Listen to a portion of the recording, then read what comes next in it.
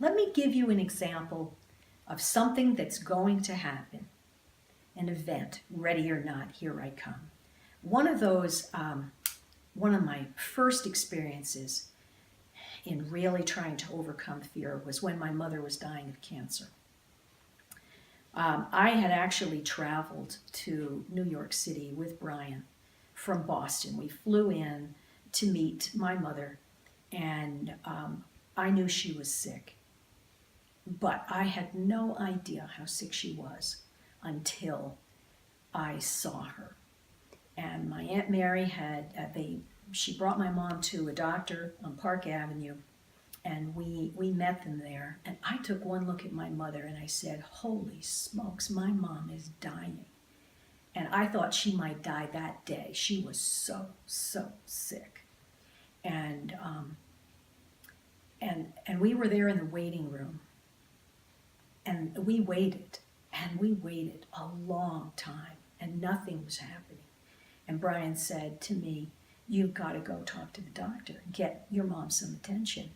And I was so afraid because I just had this real problem about speaking up and talking to people. And I just couldn't do it. I was panic stricken. And Brian looked at me and he said, Felicia, what would you do if it was me? Would you just let me die there?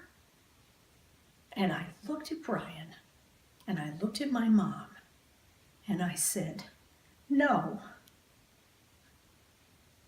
I will face that doctor. And I got up out of my chair, I knocked on that door, and I said, my mom needs to see you now. And he came out and he met with my mom and took her in and examined her. And basically the answer that he said was, I'm sorry, prepare yourself because there's nothing that can be done. So that was an experience of a crisis event that happened when I chose in that moment what I was going to do about fear.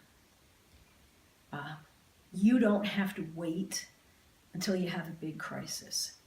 You can also do this in little ways, like a ballet recital. Just have little fears and face them one at a time. But on that day, it was St. Patrick's Day in 1987.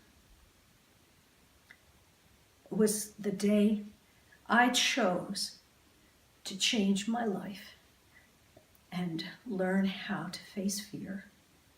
1987 to 2016, that's almost 30 years. It does not have to take you that long. I will tell you everything that I've learned, and you can do this in a fraction of the time.